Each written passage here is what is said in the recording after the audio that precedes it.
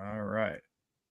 All right, guys, we're live. This is Beat the Line Broadcast, episode 15, UFC 296. I'm your host, Pegasus Picks.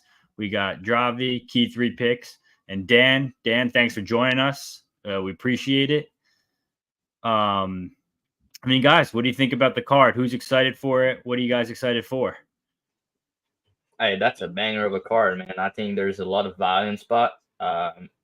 The last pay per view of the year is always great. Like there's Pantoja, Kobe. Like there's a lot of guys that are always like fun to watch. I mean, Kobe's always entertaining before the fight. He's not always fun to watch, but yeah, I'm excited for this card. I think that's a good card betting wise, but also like as far as a fan, yeah, I'm excited. What do you think, Dan? What are you happy for? Excited for?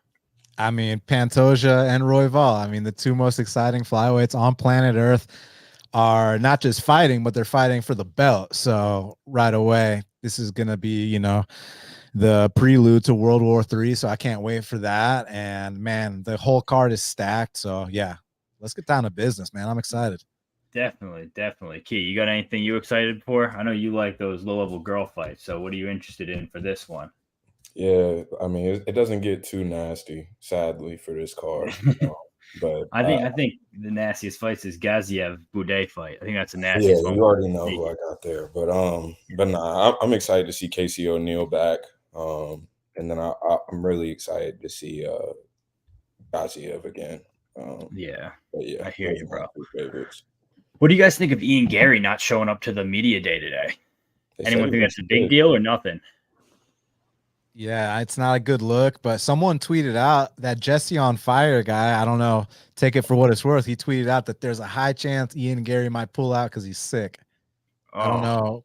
Take it for what it's worth. That's the source that tweeted it. So. Okay. He's got a decent following on YouTube. Yeah, that's what I'm saying. I'm very shocked for a guy who wants to be, in the light as much as possible. He's taking a back seat on media day. But we'll see. I know it's and he put his like social media on private for a little bit.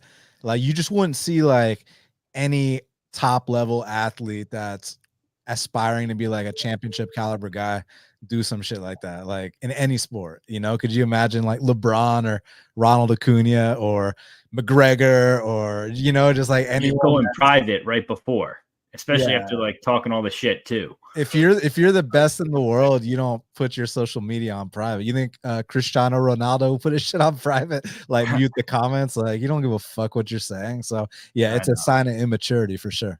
Yeah, we'll see what's going on there. He's got a whole lot of stuff. But let's get this kicked off here. Our first fight, we're gonna go from bottom to the top based off Topology's order. Our first fight, we got Randy Brown. He's 17-5 versus Muslim Salikov. He is 19-4. Randy Brown could be grabbed anywhere from -258 to -280. Salikov anywhere from +223 to +190. Key, I'm going to have you start us off first. What do you think of this fight? Yeah, honestly, I'm a big Randy Brown fan. I bet him pretty big versus Turman, I think, for about 3 units. Paired that with Ali Walsh and PFL. But I think that I'm not interested in betting at this line. It's a little too wide for my liking. Brown is a little chinny, a big-time showman in the cage. At -260, I want somebody to win very cleanly. I don't want to sweat you being chinny. And Salikov actually bangs too. We know he throws the spinning shit. He has pretty good hands. Salikov is older. I think Brown should win here. More athletic, younger guy, higher trajectory as of right now, but I don't have any interest in betting him at this current line. Yeah, what about you, Dravy? I side with Key here. I got not much to say. I'm probably not going to play this fight. Just enjoy it. Yeah, I agree. I was hoping to get a better number on Brown, also considering his last fight. Thurman just lost, so maybe I was expecting some money to come on the other side, but not really. The fight doesn't go as solid in my opinion, but it's not like the number is not good enough. These guys, like Randy Brown, fight so defensively. Like he's not as much, like he's not going as much for the finish now than he used to. So Yeah, I can bet the fight doesn't go at this odd, but I think Brown's gonna find a finish at some point. He's much younger. He's gonna be much bigger also, and I think he has a good submission game. The sub can be live in this, but I don't have a very good read on this fight. I feel like Muslim Muslim is live to catch him at some point with a weird kick, but if he doesn't, he's slow down in fight. He's on the older side, and yeah, he's much smaller. So Randy should roll, but minus 250 it is now, I think. Yeah, Yep. minus. Let me check. Yeah, Mine's 260 now. I'm just gonna pass, but I think he win. Probably find a finish at some point, but not interested for a bet. How about you, Dan? Anything different from you? Yeah, Dravy said that Turman just lost. He did just lose to my dog, Jared Nitrain Gooden. You motherfucker. You know what I'm saying? Yeah, I mean, listen, Randy Brown, I think he said it well. You know, he's a showman out there, which as fans we enjoy watching, but as betting men, that can get you in trouble, you know, and he is a bit chinny as well, like you said. But at the same time, man, 8 inches of reach and, you know, just the trajectory of Muslim right now. But man, 2 years ago, you give me this line on Muslim Salikov, and I think I'm taking it, man. He's dangerous. He's beating high-level opponents. He can spin. He can punch. His wrestling defense has gotten better. Randy doesn't shoot. I mean, Randy's gonna give Salikov the stand-up fight he wants. It's just about there's a big difference in the pace that they fight at, right? Like, I think if it goes the distance, Randy is going to double or triple him up on strikes. It's just, is Salikov going to get knockdowns along the way, which could sway the judges? So that's what I'd be worried about. But as a pick, Randy Brown, but I'd pass at the number. Definitely. All right, next fight we have here is Shamil Gaziev versus Martin Buday. Shamil Gaziev's 11-0. You can find him anywhere from plus 115 to plus 126. Martin Buday is minus 135 to minus 145. Drav, I'll have you start this one off. Yeah, I did like Gaziev at the early line. He was plus 150, plus 160 at some point. It's kind of rare we see an undefeated Russian making his debut at heavyweight. That is the dog making the debut. Sometimes we see recency bias, or when they're coming into the UFC making their debut, they're kind of big favorites. So it's more of a fade spot. But I think the opposite in this one. Buday just got a sub. I think the market may be overreacting to his submission that he got. Before this submission, he was fighting close to a decision. Some of them, I mean, the Bresky fight was kind of a robbery, if you ask me. Yeah, his cardio is good, but like he kind of slowed down himself. He's not a very good finisher, in my opinion. And I think that Gaziev hit harder. I think he has a lot of finishing upside, more than Buday, actually, especially early. But then I think after the first round, it's going to just become a sloppy fight if the fight doesn't end early. But again, it's kind of low-level heavyweight, but you have a guy that is a better finisher, undefeated, and I think that you should take him at plus money. I personally bet him plus 150, I think it was. I think he's a solid spot. He's going to find a finish, I feel like. Also, Buday is durable, right? But he gets hit a lot. Like, he's very hittable. And he has not fought guys with big power yet in the UFC. Like, he's much bigger than people normally, and he can take punch, but he has not fought a big hitter. I think this time out, he's going to get cracked and maybe knocked out. Yeah, I bet him plus 160. I was thinking the same thing. We watched a little bit of tape on him. We watched in the Contender Series. The guy got his back. He was in a pretty deep Kimura during the fight against that Russian kickboxer. Either way, I think a guy like that who doesn't quit, I think is worth plus 160, especially against Buday, who was basically getting taken down by Jake Collier. I think Gaziev gets him down, probably could find a finish, but the only thing I worry about is his gas tank. What do you think, Kay? Yeah, I'm on Gaziev here. I think that he's the side for sure. Even at odds now, I bet him probably about like 2 weeks ago at plus 155. He went down to about plus 135 and then went back up to about plus 160 at his highs. I think plus 115 now is fine still. At any dog odds here is fine, in my opinion.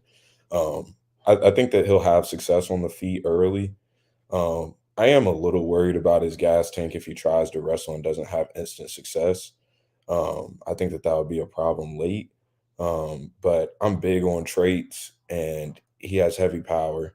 We know that he's been training with high level guys, training partner Cyril Gahn. I think that he's solid. And most of all, in his regional fights, he fought through. He didn't quit. And I think that that's a big thing. I mean, these guys at these high, especially at heavyweight, they're going to gas most likely at these lower levels. But it's a matter of can they fight through, and he fought through. And I expect for this to be a fun one. And at plus 155, it was pretty much a no brainer for me. Dan, you see anything here that you like? Dravy, he ain't Russian, dude. He's from Bahrain. Oh, my bad. I just thought with the EV he was Russian. I know. But here's the thing, man. Is it Gaziev or Gassiev? Because I mean, if this fight gets extended, I think Budai is going to pin him up against the fence. Like y'all said, it's going to be an ugly ass fight. And Budai has shown that he can win decisions in the UFC. Even if you think he lost the decisions, the judges are giving him the decisions. So I don't know. I mean, like, I feel y'all's angle. This guy's undefeated. He's the dog. He's dangerous as hell. So you can't write off the early, finish possibility. He did get finished. Like, I don't like to talk about amateurs because, like the Allen Iverson quote, like, we talking about practice. No, we ain't talking about practice. But in 2019, he got finished in the first round. So it's like not that long ago. So I don't know if you want to put any stock into it. I don't even know what that Russian amateur scene is like, if it's even really amateur, or if it's like, like one of those Sambo fights. Like y'all remember Azamat Mirzakhanov? Didn't he like finish Ion Kutalaba and they were wearing like gi tops and shit? Yeah, the gi tops and the shorts on the bottom. But they're like striking and stuff. Like, yeah. So yeah, it might have been one of those kind of fights or something like that. I mean, I think the side would be the dog odds as far as a bet, but as a pick, I'm going Budai here and no bet for me.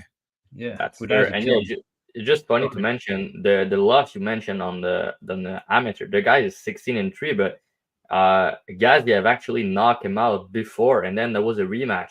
That's what I'm saying now. He knocked him out in the second round in 2019, and then the rematch the same year, only a couple months later, and he lost by sub in round 1. So that was a rematch. But I didn't even know that.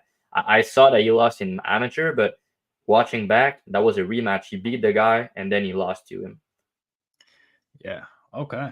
Damn. So this is going to be, I think this is going to be the ugliest fight of the night where I don't know what's going to go. I mean, it's important to mention, you just talk about them, but Budai level in competition, he has been to decision in the UFC. So, like, I understand why he's kind of the favorite because of the experience. We know what he looked like late in fights, and we have seen Gaziev late in fight in regional, but like not at this level. So maybe we get exposed, maybe he will gas after 5 minutes. We don't really know, but Budai clinches. It's annoying, but it's working. So yeah. All right. Moving on from the disaster that we have there, we got Andre Touchy-Feely versus Lucas Almeida.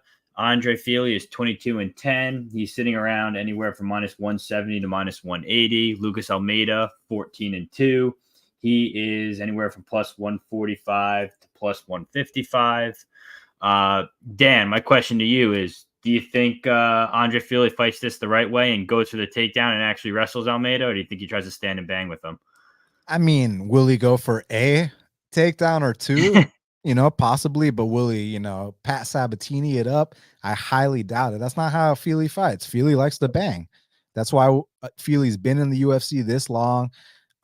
He's just, a premier 500 fighter. He's probably one of the best 500 fighters / gatekeeper type guys, journeyman, however you want to word it. He's one of the best of those in the world. He can compete with anyone. He can beat anyone. He can lose to anyone. So as a fan, I love Andre Feely, but as a betting man, I bet against him every single fight. Burrito +250, lost on Algio +110. I think I lost on Algio, and then I bet on Nathaniel Wood, I think -175. I haven't bet this yet, but I'm gonna bet on Lucas Almeida. I mean, just based on the sample size inside the octagon, he had a fight of the night with Zellhuber, a fight of the night with Trezano, and then got embarrassed, honestly, by Sabatini. I think Feely is more along the lines of a Zellhuber or a Trezano in terms of how he approaches fights. Like, I just plain and simple, I think Feely is going to stand and bang and, you know, make this an exciting fight. Now, Feely can win the fight, but usually when Feely wins, you know, from time to time he'll get a knockout, but usually when he wins, it's like a split decision type fight, right? So at plus 150 or whatever the odds are, I think it's Lucas or pass. So yeah, Lucas is my pick. Yeah, me too. I think that too. I think it's worth looking into the Lucas inside the distance decision no bet. I kind of like that angle too, because I think if he does win, he'll probably knock him out. Key, what do you got on this fight? Anything different? Yeah, no. I'll echo a lot of what Dan said. Honestly, I don't have any interest in betting this fight. I think that Almeida is definitely the side if you do want to bet it, but there's a fight for me that I rather much enjoyed just as a fan. Drav, anything on your end? You got a bet on this? Yeah, I have bet, but not on money line. I bet the under 2.5, and also bet Almeida decision no action. Like Dan said, just like that's gonna be a banger. I feel like when you have these type of fighter, you want them to wrestle, but you know that's not what they're gonna do. I feel like he's not gonna do what Pat Sabatini does. He's not as good as a grappler, but you also want to strike and have fun fight. And like you said, Dan, that was a good point. Like, he's always fighting close to his competition. When he's either getting finished sometimes or getting dropped, but when he's not and the fight go over, it's almost always close fight. So you don't want to lay a big chalk on fighter like that. And his chin's not the best. Not to say he's like super chinny, but he can get dropped, he can get cracked, and he kind of struggle with power puncher. Good cash on Brito, by the way. That was like a big dog, and he knocked him out in the first round. That was amazing. But yeah, Almeida's a big puncher, man. He's a big dude, and Philly's big as well, and he hit hard. I feel like they're gonna go at it, but I think Almeida's more durable, and I think he can find a KO here. As far as the money line goes, I can see the line is still going up now as we speak. Like, Pinnacle has plus 151 now. And they have some plus 152, excuse me, and you have some book at plus 154, because like Bet Online is at plus 145, but I can see plus 160 coming up sooner than later. So if that's the case, I might have to bet the money line as well, because I can see Almeida winning a decision because he get a knockdown or maybe hurt Philly at some point and win based on damage. So yeah, Philly has him covered in the sense that if you wrestle, he's gonna cover his price tag, but I can't trust him to wrestle at chalk like that, and I think he's gonna swing and bang. That's gonna be a good fight, though. For sure.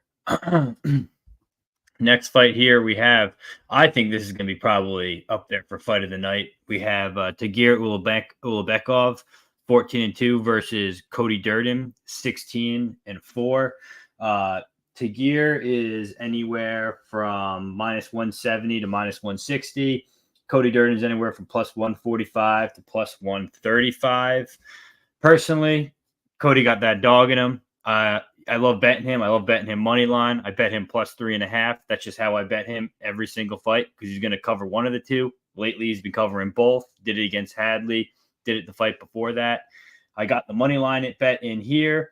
Unfortunately, they made the plus 3.5 minus 250, so I wasn't going to take it there.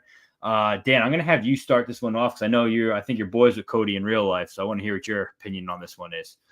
Yeah, man. I mean, listen, the last 3 weeks have been huge for ATL, for Georgia. You know, Jared Nitre and Gooden going out there getting his first UFC submission and his first bonus. Yep.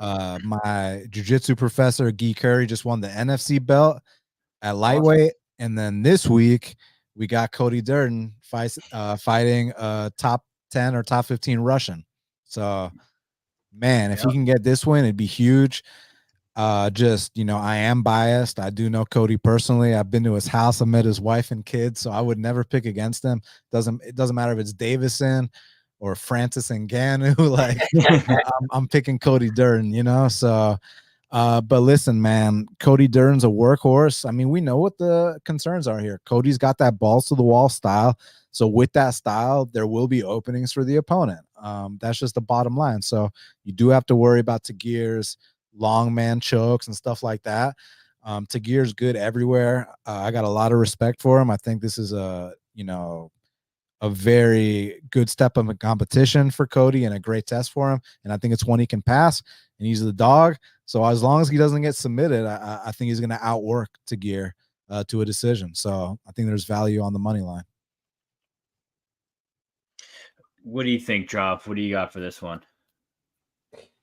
Yeah, I'm on the other side, but I completely understand people betting Durden at these odds. Like, he's a very profitable underdog. Bookies always underestimate him.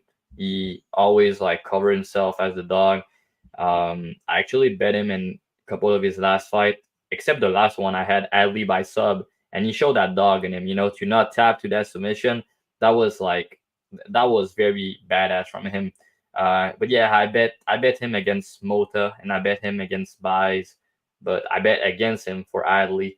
Yeah, I was going into tapes kind of wanting to bet Durden actually at these odds, but after tapes, my reasoning is that Ulanbekov is going to have a speed advantage on the feet. I think it's important to mention. And I think Durden can have success with wrestling. He can potentially take him down. The problem here is Ulanbekov get up game is very, very good. And his choke, guillotine, front chokes is very good. And we have seen Durden, especially when he gets a little bit tired, he tends to put his head in bad position. And I know that he doesn't want to tap, but if you get catch in a guillotine like Ulanbekov just got against Manes, he will not have the choice, and you will need to tap. So yeah, I feel like he's gonna catch him in a sub at some point, a guillotine to put it exactly. And also I think we can probably agree that Ulanbekov is gonna win the third round at a high clip. So if you go the distance, I think the third round is his round. He has the better cardio. He's faster, and I think he has more finishing upside in this fight. Durden could win a decision. It's going to be a 29-28 decision probably. But again, I don't see him controlling Tagir for a long period of time on the ground, and I don't see him getting a KO on the feet. So I bet Tagir, and I also bet his sub at the plus 350, I think it was. So yeah. Sorry, Dan, but I understand. To Durden's defense, he did win round 3 of the last 2 fights he was in. Well, that's good to know. I mean, the Adley fight, yeah, I don't remember if he won the third round. I think he did, yeah. But the difference here is Adley loves to play off his back. Like he acts at bottom position. And one of the thing I really noticed on tape is Ulanbekov is not going to accept bottom position. He's going to get up. I agree. I agree with that. It's a completely different fight than Hadley. That's a good point, bro. The Johnson fight was like a very good performance. Like cardio-wise, you really pushed through it. And Johnson get-up game is very good also. So, yeah. Key, you got anything different or anything to add? Yeah, I actually parlayed Tagir with Song Yadong and got plus money on that. Okay. I think that he's a side here. Pre-tapes, I was wanting to side with Peg and go with Durden. It seems like I've gotten every Durden fight wrong. I didn't bet him versus Hadley, even though I said that Hadley played off of his back too much, and I really like Durden there. I remember he said that. Yeah. But I think that Tagir, his striking actually popped off on tape a little more than I expected or I remembered it. Fast hands, super long for the division. Like Dravy said, I think that there's a chance that Cody probably gets guillotined here. But I think that we're going to see a lot of fun scrambles.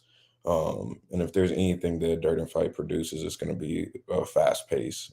So I'm excited to watch this fight. I don't have anything strong, just one unit on that parlay. But I think that Tagir gets it done here.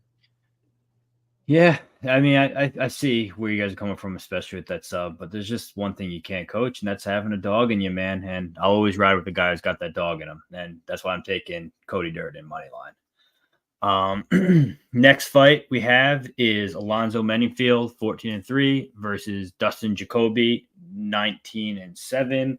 Many fields anywhere from plus 250 to plus 210 now, and Jacoby's anywhere from minus 300 to minus 260. So it's pretty wide across the books. I played Meningfield inside the distance. Decision equals no bet. Kind of thinking that's his only path to victory. And at the plus 170 odds that I got, I was happy with it when the line was plus, 200.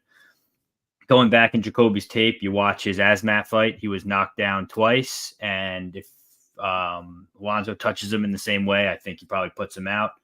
I know Jacoby was at one point the number 2 kickboxer in the world in glory. So there's definitely upside there with him just keeping his distance, keeping Alonzo at range and managing it that way.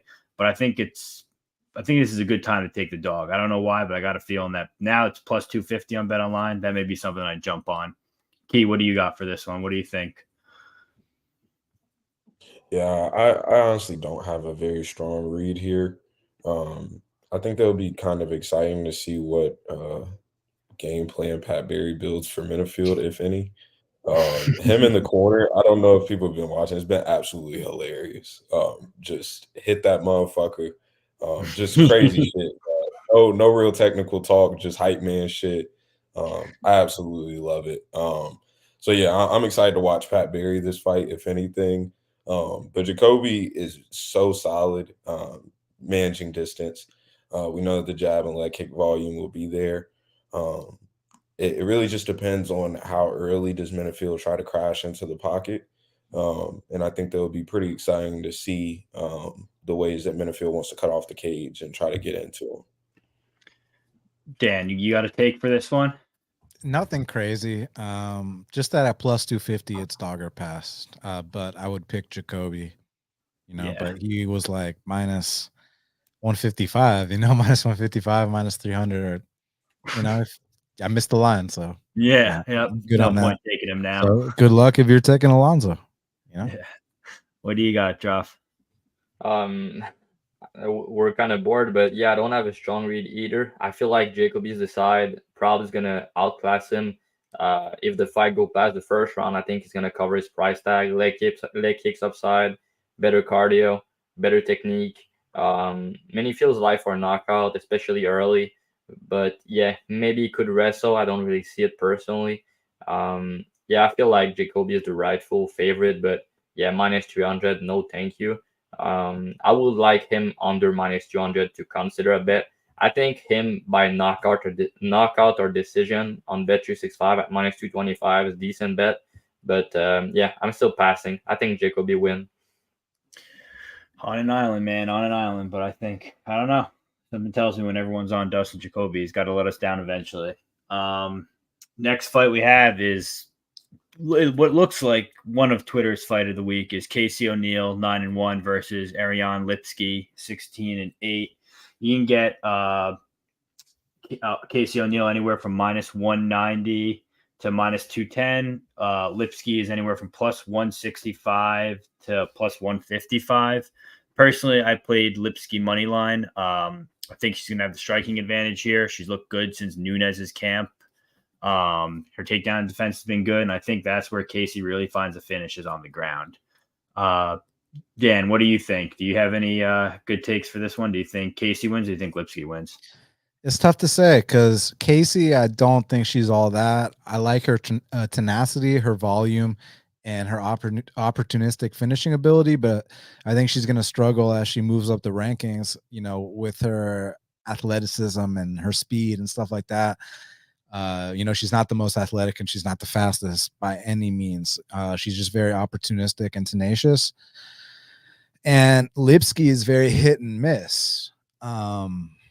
Sometimes she'll get finished by the shitty Shevchenko, by Montana De La Rosa, and other times she'll come through as a plus 300 dog against JJ Aldrich and that last fight against Gatto.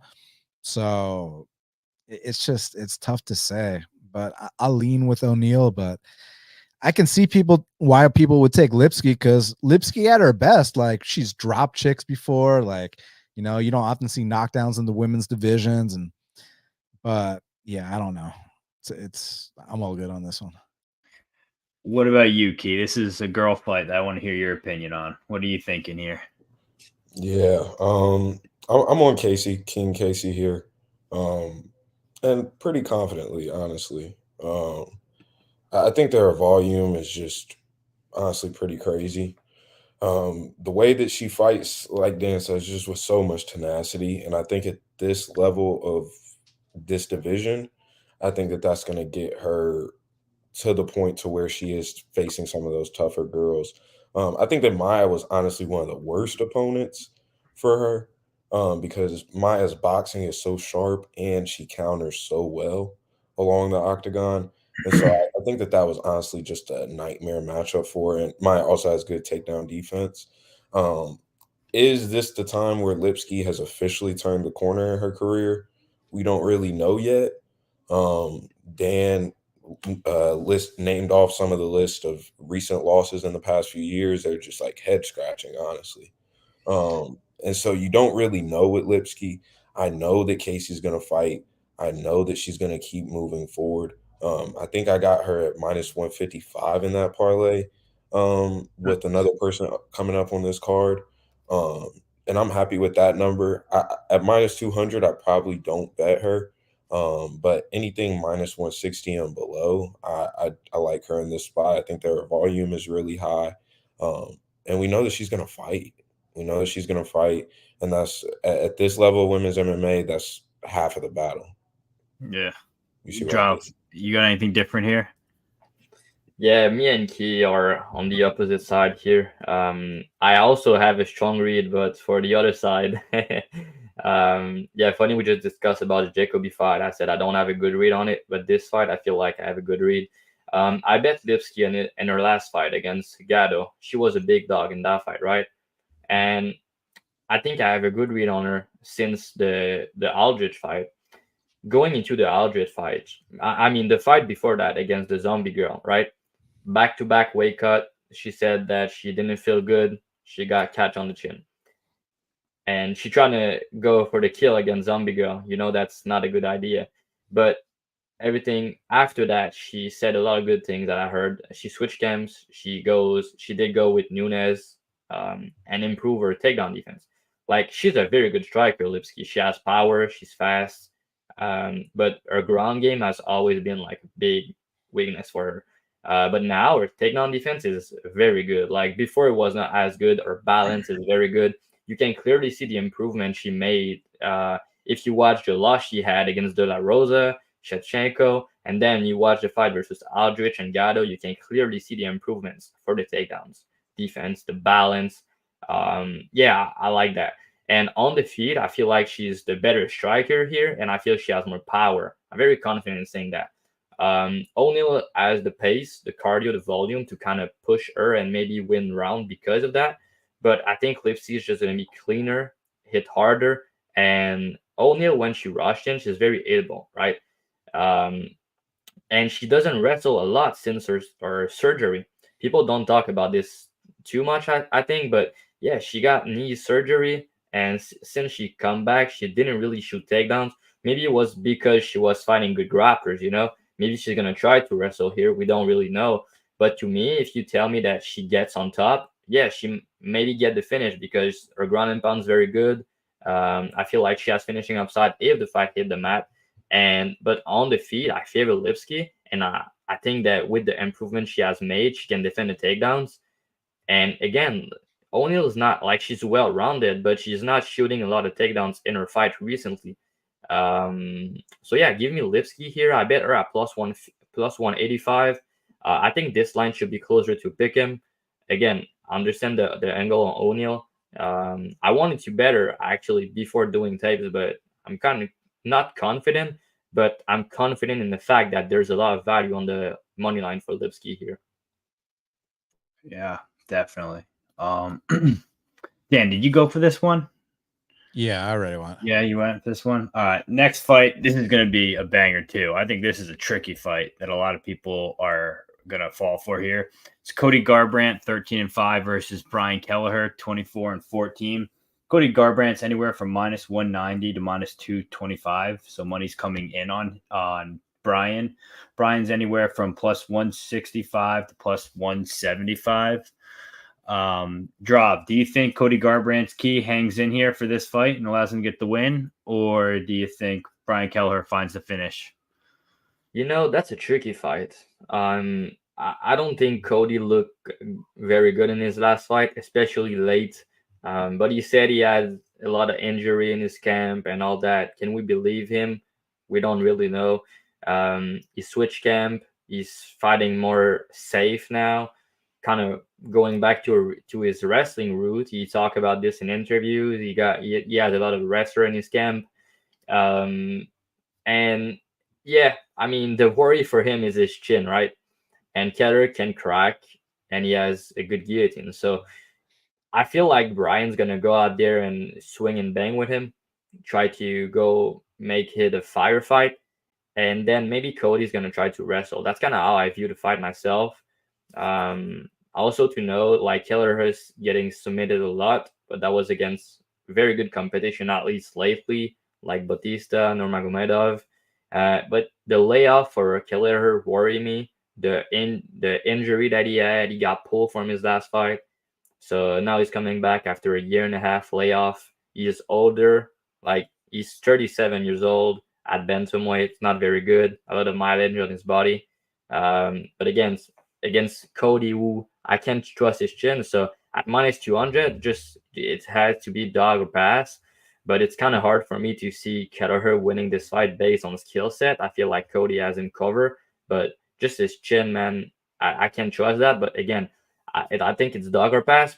But like the age, the layoff, the injury, everything, and maybe that Garbrandt didn't perform that good last time because he was injured going into the fight. Was it true or not? We don't really know, right? But yeah, I feel like it's dog or pass, but I don't want to get involved here. I think the under 2.5 is also solid. I think there's going to be violence, but maybe Cody just stay safe and win a decision. Who knows, right? So that's a pass. Dan, what do you think here? I think he was definitely injured his last fight, and he's been injured like every fight. The guy's had this like back issue. He went to Germany for this surgery, and his back's still fucked up. The guy's got no chin, so I don't expect him to ever look good in a fight in the UFC, win or lose. So yeah, so we know Cody Garbrandt's washed up. We also know Kelleher's gone out there and beat former champions that are washed up. Henan Barao. Y'all remember that Henan Barao fight? So it's just, can I trust this guy? Kelleher, if there's any submission attempt, he's gonna quick tap. His wrestling isn't the best. But I know Cody Garbrandt shot. Like there's no chance I lay any price on Garbrandt. It's just, do I take the shot on Kelleher or not? That's what I'm having trouble with. I took the shot on Trevin Jones, and like, yeah, I didn't get the win, but I felt like my head was in the right place. Like I felt like Cody looked terrible. So basically Cody's a fade. Like that's just the bottom line. Is Kelleher, can he get it done? Because he's on his way out too. But he's the plus 165 to 175 dog here. So you got two shot fighters. I'm taking the dog too. I think the dog wins that. I just can't. You can't trust Cody, especially at this number anymore. Sure, you can't trust either guy, but one guy's plus 175. Exactly. That's the best way to put it. Like it's all number at the end of the day, right? So yeah. If we play number here, we kind of fade Cody and he gets crack again, or maybe just a weird fight, man. Just like if Kelleher was not that old and no layoff, no injury, I would bet him at these odds, no problem. But like these things kind of pull me off a little bit. Yeah, he could. We're not obligated to bet every fight, So exactly, bro. Exactly. Good point. Yeah, it's gonna be a banger. I'm gonna watch as a fan. Key, you got any sides on this? Or you just watching as a fan as well? Sadly, as a Garbrandt fan, I bet Garbrandt's last fight and sweated my balls off for 15 minutes. I have absolutely no interest in doing that again. I really hope he gets it done. It's kind of sad to see his fall like this.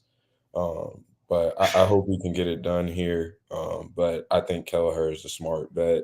But I think the smartest bet is no bet here. Do you remember when Cody Garbrandt was doing the robot against Dom Cruz back in the day to win the title at 24 or 25 years old? And I remember watching in one of my buddy's basement being like, wow, this guy's a star. He's going to be our champ for 10 years. Like, this guy's the man, everything about him. Wow, did that go downhill fast. But yeah, really. TJ Dillashaw cracked that shin bad. Like, he was never the same. Nope. And like, I think that the drop down to flyweight against Kai was like one of the dumbest idea. I don't know who managed this, but this drop down in weight with this knockout at 125 probably like take actually way more in his career after the knockout he already had. So yeah, it's probably shot versus Figgy at one time. What? Yeah, he was supposed to fight Figgy. Yeah, I remember. Oh man, Figgy would have nuked his ass. Oh yeah.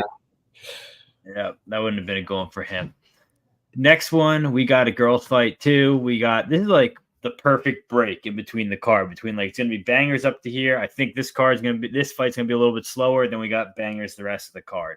We got Irene Aldana 14-7 versus Carol Rosa 17-5. Irene Aldana minus 185 to minus 210. Carol Rosa plus 160 to plus 170. I'm not betting this fight. I'm staying as far away from it as possible.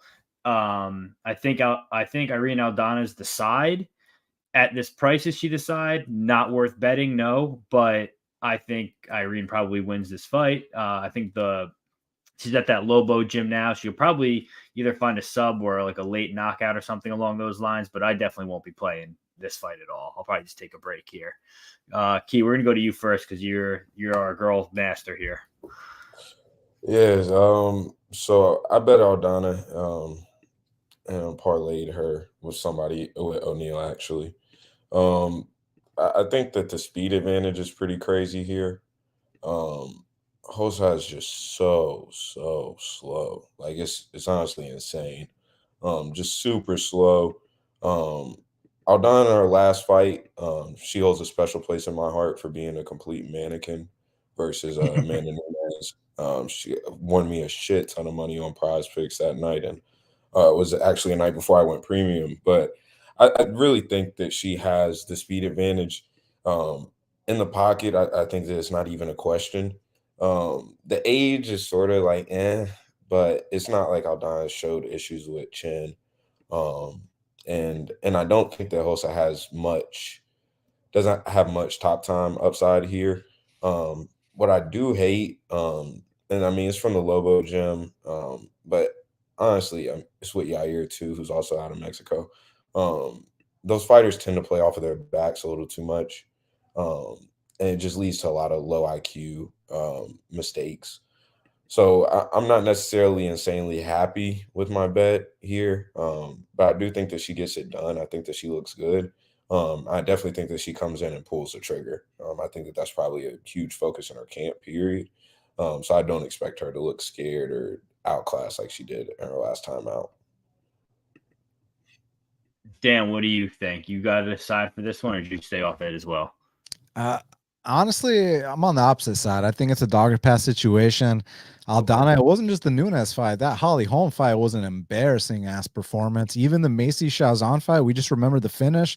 But up until the finish, it was looking like Shazan was about to win that fight. I do respect the fact that Aldana can put up good volume. She knocked out Vieira and Kunitskaya like in the first round, which you don't often see in the women's divisions. You got to take note of that. And even though the Shazan finish was kind of fluky and she was down on the cards, hey, to get a knockout like that, that's dope as fuck. So I got respect for it. But Rosa, here's my thing with her, man. Like at times, like she's put up great volume. She's landed takedowns. Like I like what I've seen from her. It's just when she steps up in competition, it's like the first 2 rounds will be like she'll just slightly get out edged, and then round 3 she'll like dominate. She just gets like started too late in these fights. So I'm hoping that third time can be the charm and your step up in competition. This time she can learn from her mistakes and get started a little bit earlier, because I think she's tough. I think she's good everywhere. And Aldana, after a fighter loses that title fight, I mean, once you're at the very top of the mountain, you can't just like, there's no more top. You got to go down. So fighters often lose that next fight after that title fight. Your dream to be a champion, and you didn't realize that dream. So now motivation's got to be low. But Carl Hosa does drop the ball in these spots. But it's also fucking what, plus 160? Where is it? Hold on. Yeah, no, it's Yeah, about it's plus around 160 to around plus 170. 160. Plus 160, plus 170. So I Yeah. mean, with the state of judging today, like it might look clear to us that Aldana won, and it could still be a split decision win for Rosa. So I'm gonna go Hosa. Yeah, I'm just not sure if I want to get burnt again like I did in the McMahon fight, where it was like, all right, we survived round 1, then we break her, and then it's like she waited till round 3 to break her, like the Dumont fight. She gets pinned up against the fence, like nothing happens for 2 rounds, and then round 3 she puts it on Dumont. So like these are things that can be fixed in the gym. So it's just, are you gonna put it together or not? Like that's where my dilemma's at. But yeah, it's still gambling at the end of the day. So I'll roll the dice on Rosa here. Yeah, she's also only 28, I think. Yeah, she's she's young. She still has time to, learn and stuff like that. Versus, Aldana, you kind of know what you're getting with her at 35 years old. I think I kind of agree with you here. I think I'd but probably play Aldana. I will say, not to cut you off, Peg, my bad. Yeah, no worries. With Aldana, in reference to the Holly Holm fight, I think that is the fight that she broke her foot like 2 days before or something crazy. But like you said, she has shown to be gun shy in a couple of different fights. Drav, you got anything different here, or do we move on to a banger? Yeah, I think Dan talked about a lot of good points about Rosa starting late in fight. I was actually running back the tapes, and I was like, in the first 2 rounds, I was like, okay, yeah, what is she doing? Yeah, because I know that she has good cardio, good volume, and then in the 3rd round, just too late. It's too late. And I'm very confident in saying that Rosa is not getting a finish in this spot. And I think that Aldana has all the finishing upside. I think it matters in women MMA, especially with the judges. So when you know that one of these fighters, especially women, can get a finish, I think it's gonna matter. And to your point, she has shown the ability to get a finish of her ass, even on the ground with an up kick to the body. So she has these type of kind of dead touch, if we can say that, and it's rare in women MMA. So even with the sub, she has good sub up time. She play off her back, but she know what she's doing. So I don't want to lay the big chalk here, but I think she's the rightful favorite. Just to put it short, I played the ITD, but not directly the ITD. I split it. I played the KO plus 550 and the sub plus 1200. So basically, I split my unit on it. It was better than just playing the ITD at plus 300 ish. It was. So yeah, I'm not gonna be mad if like the fight go over, but like at these odds, I wanted to take a shot, and yeah, the KO to Kathleen Vera, like the ground and pound and then out cold. That was cold. You don't see that often in women MMA. And yeah, I feel like she has, like I said, all the finishing upside, but I don't really want to be holding a minus 200 price tag on her if the fight goes over, because I feel like Rosa is very live in the decision. And Rosa's plus 160, decision is plus 190 on Bet Online. So just take the money line if you like the dog. Yeah, I think Aldana get a finish here. Okay, nice. Next fight. This is another. This is a short notice pull together, which is going to be an interesting one. It's Bryce Mitchell 16-1 versus Josh Emmett 18-4. Bryce Mitchell's my boy. I think Bryce Mitchell wins by submission. Whether it be off of, a long grappling clinic towards the end of the fight, or maybe if Josh Emmett gets hurt and tries to shoot for a takedown. Odds of that probably less likely than the earlier one. So I'm probably going to take Bryce by sub if I were to play him. Probably put Bryce in a parlay somewhere. But I think Bryce is definitely the side.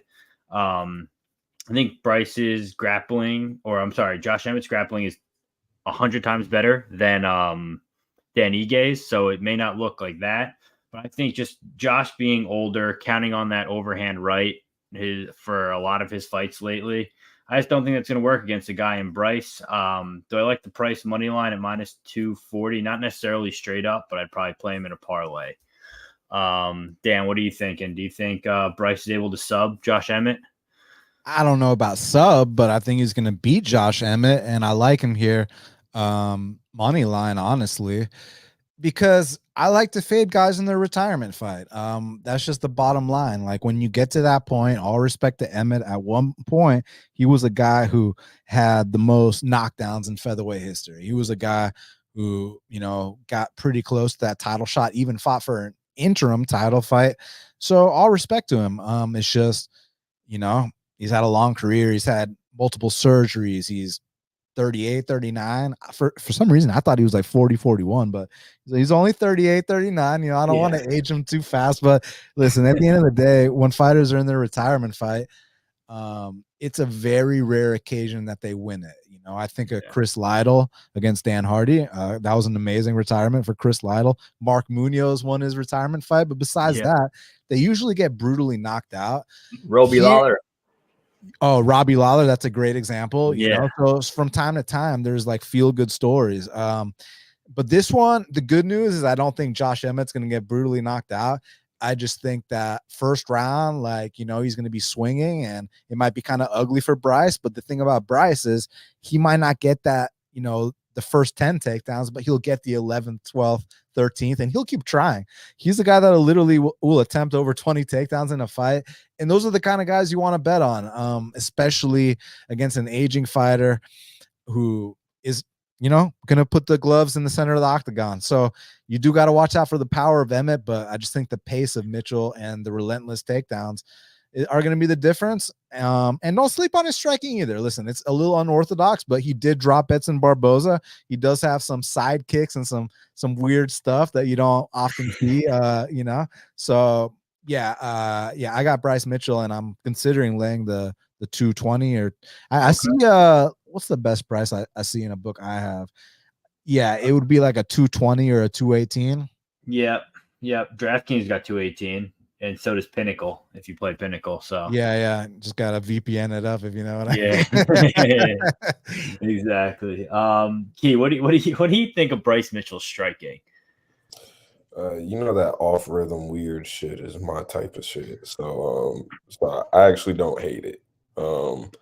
I will say the Ilya fight, of course, I bet Ilya there. I think I got like minus 130 or something crazy looking back at that fight.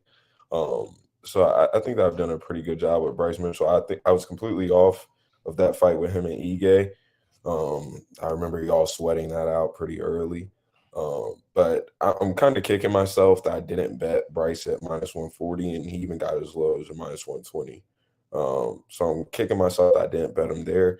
At minus 230, I don't really have a ton of interest. And so for that reason, I feel like I missed the line at that point. I'll just sit back and hope that everybody who got it cashes. Yeah. Drav, what do you got? Anything different? Yeah, we all on the same train here. At first, when you just see the line, Emmett plus 200, it's kind of tempting, right? And also Mitchell's on short notice, but he always has good cardio. I bet Topuria in this fight as well, and then I bet Mitchell against Ige because everybody were on Ige more for the most part. You talk about Emmett grappling being better than Ige. I personally don't think so. I think that Ige a get-up game, grappling, and just submission defense in general is way better than Emmett. I don't like Emmett as a wrestling background, and he looks strong, but I don't think his takedown defense is good. It's like 45%, and I don't think his grappling is good, but it has not been tested a lot. He fought a lot of striker, and we can count on Mitchell to get a takedown. And like Dan said, if he doesn't get the first round, he's gonna shoot another one and then another one, and he's gonna get him down eventually. And then when he gets him down, I think that's the round or that's the fight. That's how I see it because his control is very good. And bro, like you guys remember the Danny Gay? I think it was in his second round or third round when he had like a body lock, but then Ige was about to get back up and the body lock was falling apart, and then he completely switched it the other side. Like that was weird, but that was amazing. I don't know if you know what I'm talking about, but that was crazy. I was like, damn, he didn't lose it. So yeah, his grappling is very good. His striking is not that bad, man. He beat Barboza. He dropped him. His striking is not that good, but because you're worried about the wrestling, his striking is serviceable to say the least. And yeah, Josh Emmett took a lot of damage lately, It's probably his last fight. He's the one on a full camp for what it's worth, but he was training to fight. He was on a full camp for a kickboxer, not a wrestler, not a guy that's gonna shoot 15 takedown on him. So I feel like the short notice maybe even favor Bryce. We don't really know, right? Because his cardio has Let me always. say this. Sorry to cut you off, bro, but Yeah, I literally heard an interview with Bryce and Bisbing last night, and Oh yeah, okay. on this exact topic that you just brought up about the short notice. So Bryce was talking about how, like, man, like, I really wish they would give me a short notice call because I've never gotten a short notice call ever. And he said that he's been getting ready for this opportunity. And then, he got off on a little tangent. He said he was reading his Bible and he prayed for an opportunity. And then the next day, the phone rang and they gave him the Josh Emmett fight. So basically, he's been wanting this opportunity, and he said that he's going to perform to the best of his ability. So talk is cheap, but it sounds to me like this guy was waiting for a call. So Okay, that's good to know. I didn't know that, so thanks for the info. Yeah, man. And yeah, the only problem I have here is I feel like I missed the line, and I don't want to force a bet. Did you though? I mean, I think you win this fight 7 on 10 times, so -225. I feel like it's the line, but is there really value on it? That's where I kind of struggle, because like, let's say for some reason he can get him down. Just say that Emmett's gonna do more damage and he's live for a knockout. So that's my worry that I have. The thing is, you know he's gonna get him down. I'm really confident he's gonna get him down. So He's gonna get him down. That's why I'm kind of interested even with this line. I'm not sure I'm gonna bet him. I've not yet. Ped, you think a sub? I favor a decision personally, but I think the sub is live at some point. Let me ask you this though. Let's say just for argument's sake that we can't get him down. I mean, that we're still gonna have him up against the fence. So like, can't we accrue like 12 minutes against the fence? Like even standing against the fence, land little knees, a back take here and there, and then he separates. Then we go right back to his legs, just do that kind of boring ass fight. You're right, but at the same time, if that's the case, like, the number one criteria is supposed to be damage, right? And sometimes these judges are very weird. So I don't really want to hold like a big chalk ticket if that's the case. But I think that's possible that even if he doesn't get him down, he control him for a long period of time. Like I said, I don't rate Emmett wrestling, grappling that high. I know people rate his wrestling. I personally don't. And his grappling, his submission defense has not been tested a lot. That's gonna be tested here. That's for sure. Wasn't Josh Emmett a D1 wrestler? Am I confused? I thought he was too. That's what I said on my show. He's a Sacramento State all time. Like he's got the tattoo. You got the stamp of approval. Let me just double check. But I'm pretty damn sure he is. I thought he was a Sac State. No, wrestler. He's an NAI wrestler, but I mean that's still badass. Like that's not anything to scoff at, No, he's got the stamp. So if you got the stamp, I think he could wrestle one way or another. The one guy who's got the stamp who we don't really see that is the next guy coming up is Tony Ferguson. He's got the stamp too. I kind of hope I don't know. We'll talk about that in a second. This poor guy, man. But yeah, I don't know. I think Mitchell's definitely the side. I was actually just like, while we were all talking about that, Bryce Mitchell, his whole career, for as good as he is, has been so bettable his whole career. From literally his UFC debut on the Ultimate Fighter finale all the way to now. He hasn't been more than a -190 favorite, and most of the time, 3 out of those 4 he's a dog. So it's kind of crazy to see those odds on him his whole career. I mean, he's gotten tough competition in Charles Rosa, Andre Fili, Edson Barbosa, but he was only a slight favorite in those, and he kind of, handed them a fat L pretty easily. But yeah, I don't know. Bryce is the way to go. I think Bryce by sub just to get cheeky with it. Next fight, or possible next fight, we don't know yet, is Ian Gary versus Vicente Luque. Vicente Luque is 22-9-1. Ian Gary is 13-0-0. You can get Ian Gary anywhere from -400 to -350. Vicente Luque is +300 to +260. I have DraftKings who decided to drop a line early. I got Ian Gary -162. I put 2 units there. I tweeted that, got a lot of heat for it, but like if DraftKings is going to dangle that in front of us, I think it even opened at minus 145 if I'm not wrong. So I even got it late. But Luque is definitely the side at plus 300 without a doubt. He's the side at plus 300. I'd probably lay off Ian Gary. I do think Luque does struggle with guys who are lengthy strikers, just like Ian is. I think he kind of pieces them up on the feet and will probably win a decision. I don't really see a finish here as a minus 400. I'm going to let Key go first because, like he says, he likes all that striking stuff, and this is kind of something he would like. So, Key, what do you think about? Do you think Ian Gary's going to find the finish here, or do you think it's going to be a decision? I don't know. I got to see Ian Gary live, knock out D-Rod. Beautiful head kick. Beautiful Same here. Same here. Yeah, a beautiful performance.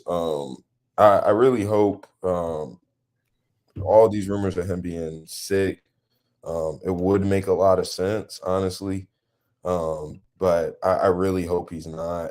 But I don't know here. Luque, we know he's looked bad in the past 2 fights, even though he got the win versus RDA. That this probably wasn't the performance you want if you think that you're going to be a future title challenger. And I think that that's where Ian Gary is heading. I don't think that Luque has a significant wrestling advantage here. Ian showed pretty good get-ups in Cage Warriors and some of his other fights. I think he has them covered on the feet. I think, DraftKings dropped those lines. I think Peg, what'd you get, minus 160 or something? Yeah, crazy? I got minus 162, but it opened minus 142. Yeah, that's just fucking nuts. Anywhere below minus 250 to me is a great line. At this line now, minus 400, and with rumors that he's seriously sick and thinking about pulling out, I'll just completely pass on this fight. And I'm sure most of the MMA world is hoping that he gets knocked out, but I just hope for a good fight here. Dan, what are you thinking? Yeah, listen, man. So going into the last Luque fight, y'all remember the narrative, right? That he had brain bleeding after the Jeff Neal knockout, where he got face planted, and it was a big time knockout. Took damage in the Bilal fight, this and that, and he's had a long career of taking damage. The Brian Barberena fight, et cetera, et cetera. The guy's always in exciting wars. The Mike Perry fight. So I was thinking, just based on principle, you go out there and you bet RDA against the guy with brain bleeding. Me too. And then after that fight, when Luque wins, everyone calls me an idiot. Like, oh, brain bleeding wasn't a factor. Yeah, it wasn't a factor because Luque did something he's never done before. He attempted 11 takedowns. He landed 8 takedowns. And he was going up against the guy in RDA who attempted 7 takedowns and landed 2 takedowns. So what that means is these guys wrestled for 25 minutes. These guys hugged each other up against the fence. So Luque's chin and his brain was never tested. It's going to be tested in this fight. Now we're going to get our answer. So the only thing is what we were talking about earlier. Ian Gary is kind of, I like Ian Gary, man. I was at that fight you were at, in Charlotte when he knocked out D-Rod. I was at his fight against Darian Weeks in Florida. I'm from ATL, so both those fights were in the South, so I checked them out. And, I remember the days when I bet on Ian Gary against Gabe Green at minus 150. So if I bet on him at minus 150 against Gabe Green, why am I going to turn around and bet him at minus 400 against Vicente Luque? Even though I think he's going to beat Luque, but listen, Luque's got a nasty left hook. And what was that shot that he got dropped with against Keenan Song? A left hook. Yeah. And it's not just welterweights that Luque is dropped with that left hook or knocked out. He knocked out Thiago Maiheta Santos, who was a 205er, with that same left hook. So, I mean, you have to talk in terms of puncher's chance and this and that when we're talking about a minus 400 and a plus 300. You have to speak in those terms. Not to mention, it's orthodox versus orthodox. So the calf kicks, which is another big weapon of Luque, is going to be there as well. But I agree with, I forgot which one of y'all said it, but one of y'all brought up how Ian Gary's got good takedown defense. He's got a good get-up game. He showed that in Cage Warriors. I agree. He also went 5 rounds. So I think he's got a lot of skills, and I think he's a very good fighter. Just need him to show up at his best. Yeah. Don't pull pull the young stunt, the prospect stunt. As long as he doesn't pull the prospect stunt, because sometimes they do that, sometimes they do that, man. But as long as he doesn't do that, I think, Vicente, like, our criticism for him, even back in his prime, was that he was way too hittable and that he's this black belt in jiu-jitsu and only uses it when guys shoot on him when they're hurt. Like, he never initiates grappling besides the last fight with RDA. I don't think that style is going to work here. I think he's going to have to bang. So for Luque's sake, hopefully he gets a knockout, but I think Ian might knock him out. I think so. It's possible. I just want to see, I want to see if Luque actually attempts to take down here, because I wouldn't be surprised if he did, because I think he would probably catch Gary off guard too, honestly. I think he's probably going to think it's going to be a stand and bang fight, and he could probably mix in a takedown somewhere. Drav, I can't remember, do you got a bet on this fight? Yeah, I do. And yeah, I'm just checking on Twitter real quick, and Charles Sonnell talking about, he just made a video about Ian Gary being out of the fight. I saw some people talking about it, but nothing from the UFC as of now. So, yeah, the rumors might be true that he's sick and he's not going to fight. So that's good. That's going to be bad for you, Peg, if that's the case with the line you got. For myself, I got Gary in a parlay at -250, which I thought was a very good line. I thought Luque last fight was a bad look, man. I know that it was a good game plan to wrestle the smaller and older man, but like his striking and just his stand-up in general didn't look good that fight. Like, he didn't react well to punches. He used to have that rock chin, like never gonna get KO and all that, but he took a lot of damage in his career, got knocked out brutally by Jeff Neal. And then in this fight, I think that, Luque struggled with guys with good footwork, with good movement. Even Mohammed was able to like outstrike him, mix in the takedown with footwork, constant lateral movements. And Ian Gary is big, but he also has very good movement, and he has good shot selection, very good leg kicks. And yeah, he's just way younger and he took way less damage. There's rumor about him getting KO and sparring. Is that true or not? We don't really know, right? And he get dropped, like you said, Dan, with hook against Son Kenan, and maybe like his chin's up in the air at time. But I think that he made some improvement defensively in this couple of last fight. If we compare it to his UFC debut, for example. But Luque always have that power, even late in his career, the last thing to go is your power. That left hook is here. But if he doesn't knock him out, like, I think Gary is going to outstrike him. I think Gary can knock him out. So yeah, I feel like at -250 was a good parlay piece. Now at these odds, it's dog or pass. It's all about numbers at the end of the day. Luque is live for KO. He's dangerous. But yeah, I think he's kind of wash. And he's only 32, but he was in a lot of wars. He took a lot of damage, and he was known for a guy that doesn't fall, doesn't get KO, and get hit a lot. So yeah, I agree. I think Ian's definitely the clear side. Let's hope this fight still holds on, because there's actually a pretty big narrative too with the whole Ian Machado thing. But I hope the fight's still on, but I hope that if Gary fight, he's 100%. Because if he fight and he's not all there, he's not gonna risk it. Everybody's against him now. I actually don't hate the guy, like fighting style, and as a fighter outside of the cage, he's kind of an asshole, But in the cage and what he does, I really respect his skill set. And if he's not ready to fight, he's probably not going to get in there. You don't want to get KO after all that, because that's going to be a big downfall. But I got to see this press conference with Colby and all these people there. Man. Yeah. Please just be a rumor and nothing more. I've been waiting for that presser too. I'm waiting for it. Next fight we have here, which is, I've been watching the Tony Ferguson videos that he's been releasing with his little lizard named Houdini and all that stuff, and he's going to make Patty bleed. Our next fight we have here is Paddy Pimblett, 20-3, versus Tony Ferguson, 25-9.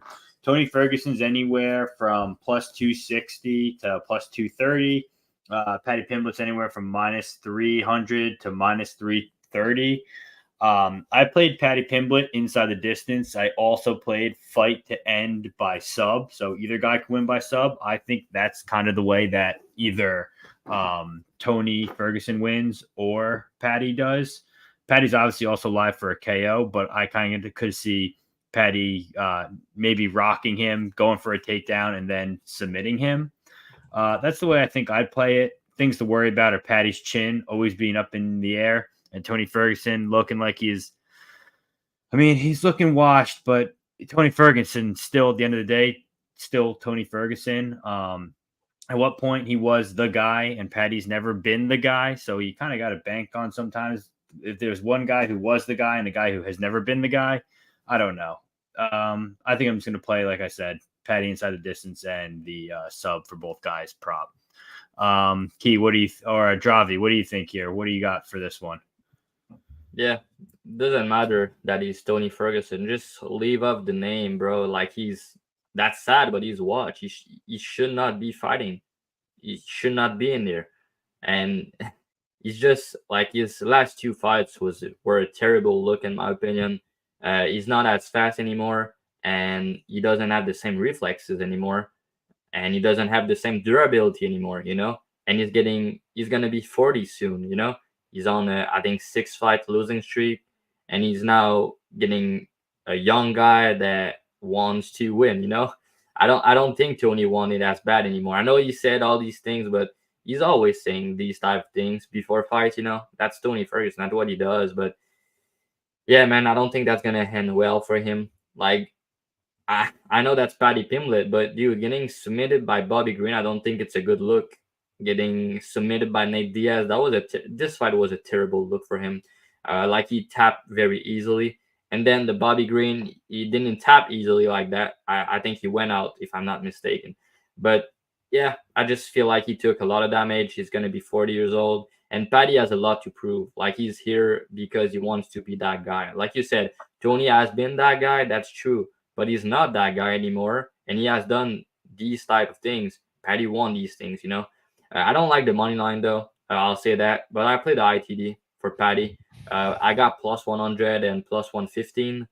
I feel like the sub is gonna be the pad, but the KO is kind of live at the same time.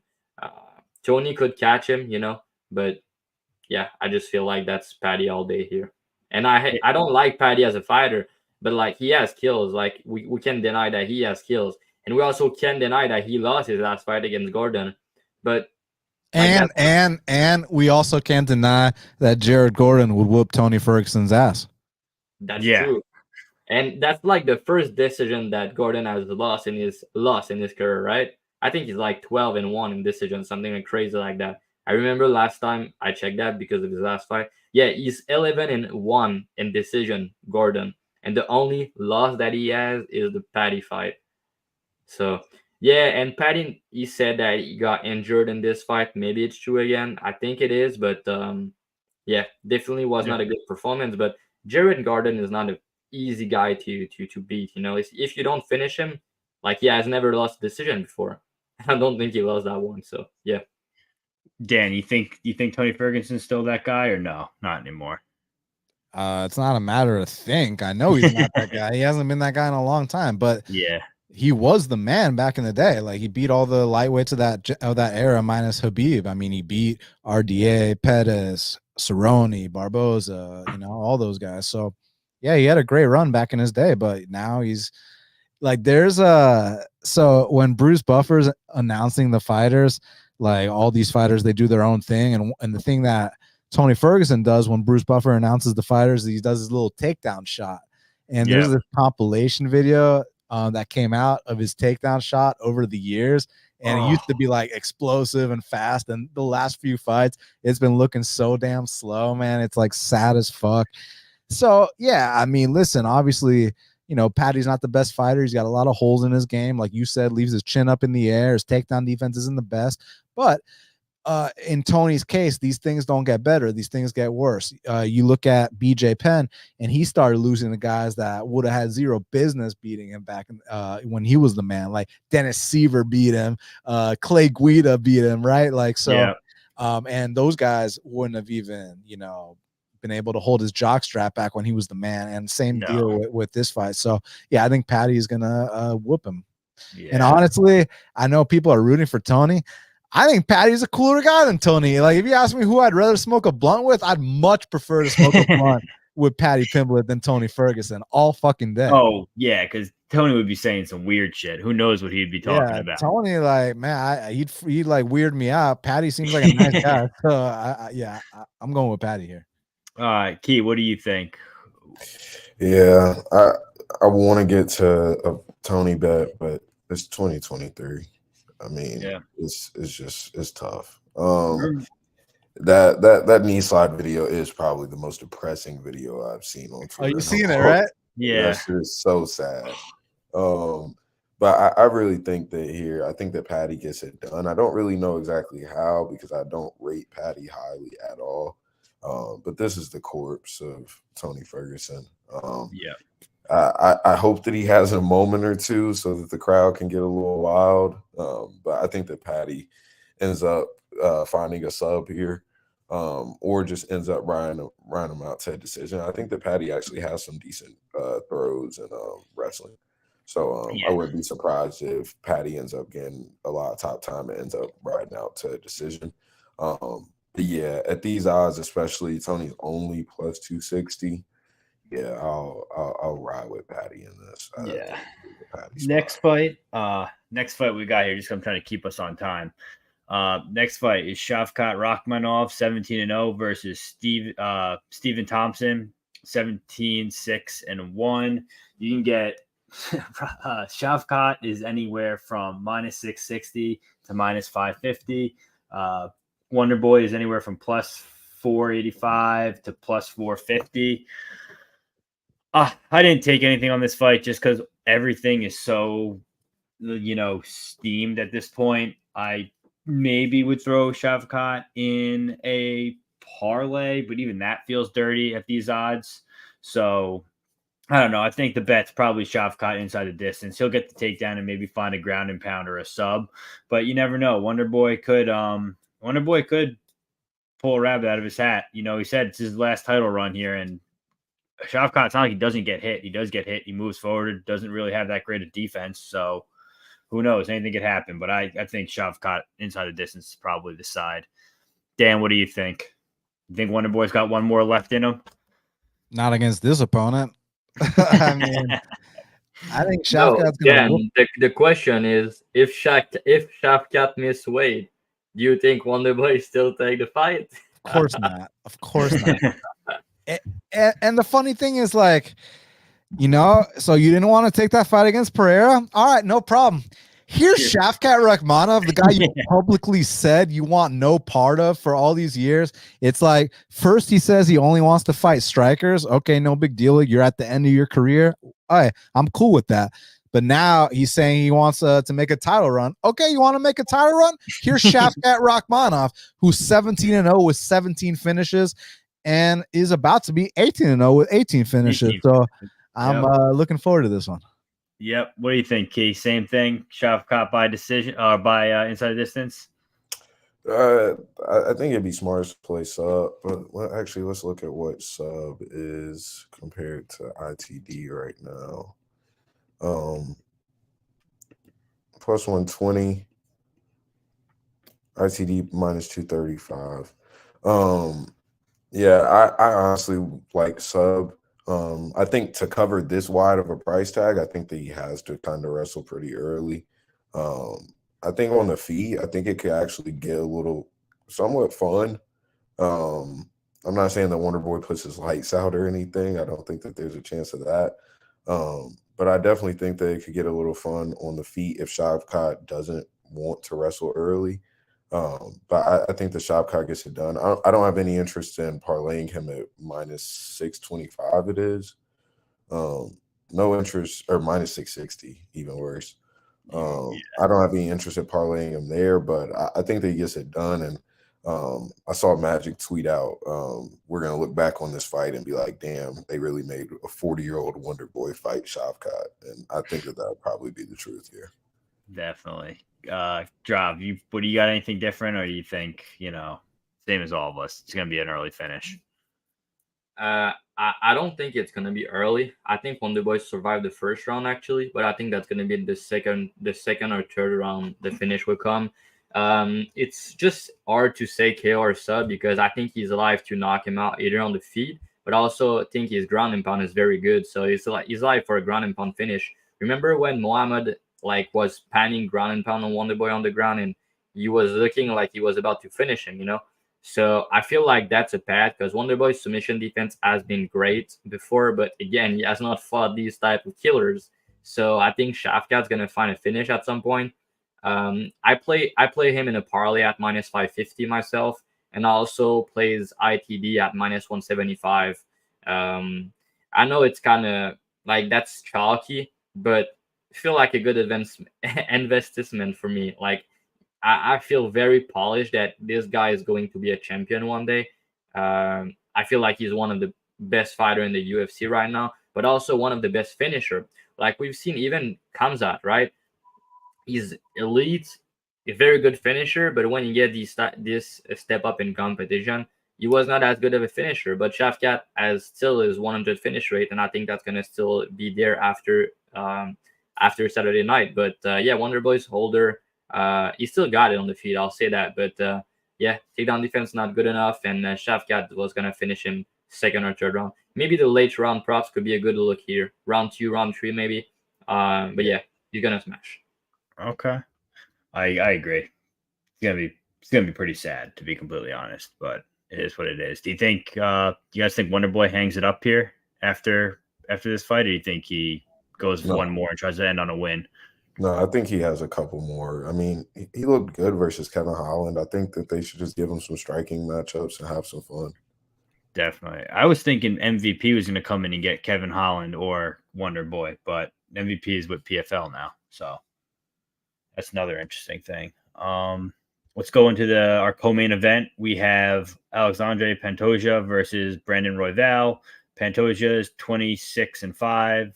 Brandon Royval is 15-6. You can get Royval or Pantoja anywhere from minus 190 to minus 180. You can get Royval anywhere from plus 160 to plus 153.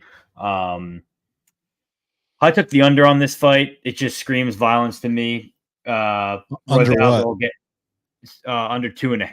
2.5.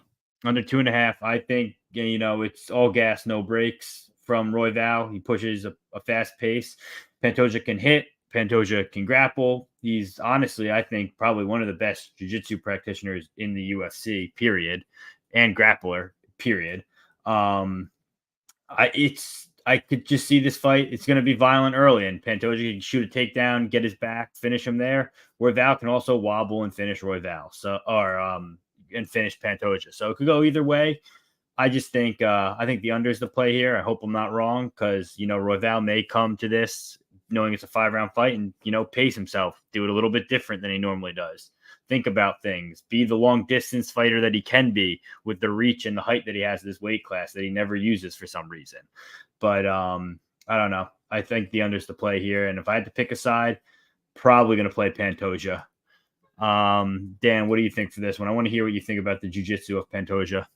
I think his jiu-jitsu is amazing. Like you said, he's got some of the best back takes in the sport, and the flyweight division is the most technical division in the sport. I mean, he's already finished this guy once. Allegedly, he was very injured that first fight they had. And but at the same time, sometimes with these title fights, it's like, there's the logic side of things, there's the breaking down the matchup side of things, but then there's like the destiny aspect of things. It's like, when Bisping beat Rockhold, he was like a plus 800 dog, and just sometimes someone's not going to be denied on that night, like Alexa Grasso. So if it's Brandon Royval's time, I accept it. And I love watching him fight. These are literally the two most exciting fighters in the flyweight division, and they're fighting for the belt. Usually the most exciting fighters in the division aren't number 1 and number 2. So that's like really cool to see. Just two all violence guys, but they're fighting for the belt. So you love to see it. Watch out for Manel Cap next year. I think he's going to be champ next year.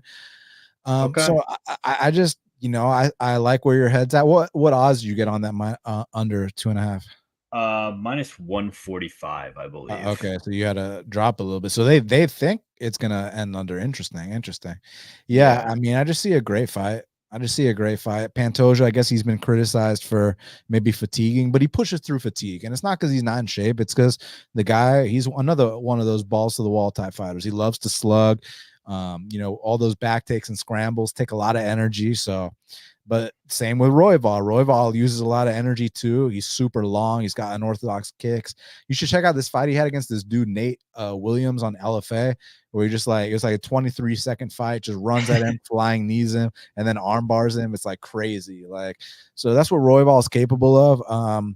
But I think Royval leaves a lot of openings with his style, right? On the feet, takedown defense wise, taking the back wise. So I think Pantoja will capitalize. But again, I don't want to stand in Royval's destiny. If this is his time to win, like if Pantoja was the dog, I'd bet him. I wouldn't give a fuck. But when you're talking minus 190, minus 200, I don't want to stand in possible destiny. And so yeah, it's a pass for me. But I'm gonna go with Pantoja here. And I bet on Pantoja's last fight against Moreno. But you got to understand, he was like plus 160 in that spot, right?